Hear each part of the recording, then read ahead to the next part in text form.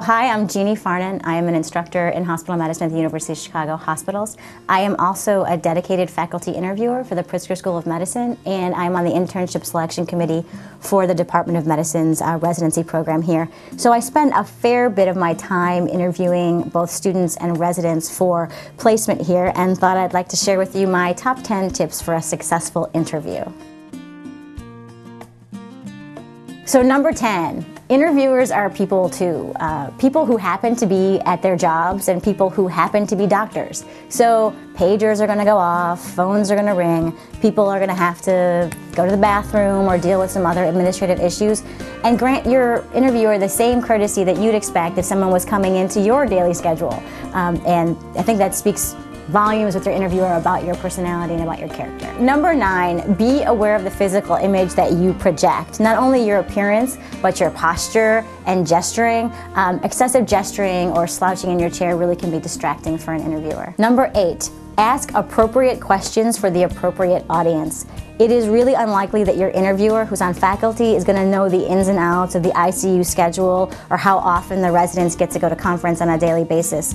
You want to save those kinds of questions for candid times that you have talking with the house staff and really focus on more thoughtful questions to ask your interviewer. Number 7, avoid looking as if you're trying to regurgitate the mission statement of the institution. The last thing you want to do is peek at the website before you walk in and recapitulate everything about the institution's mission statement.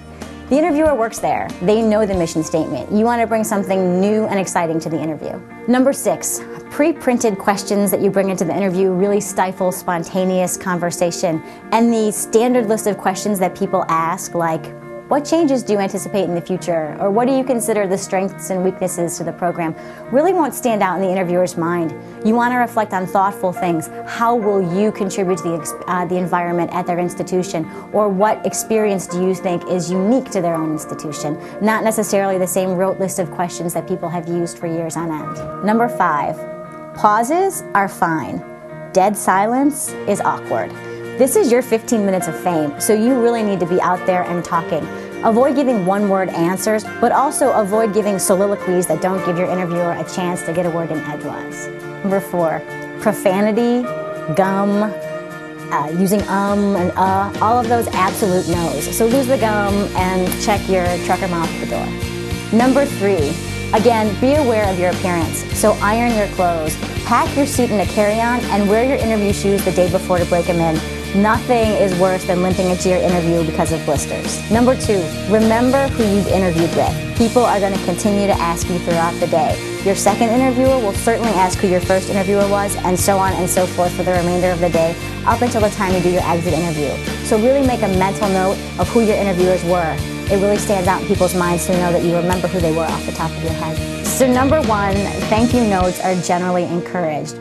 But avoid using form letters. Number 1, don't send the same thank you note to the same people or to different people at the same institution, because people will reflect on that. Also, try to have your thank you reflect the experience that you and the interviewer had together. Personalize it. It's not worth sending a thank you note if it's just a form letter.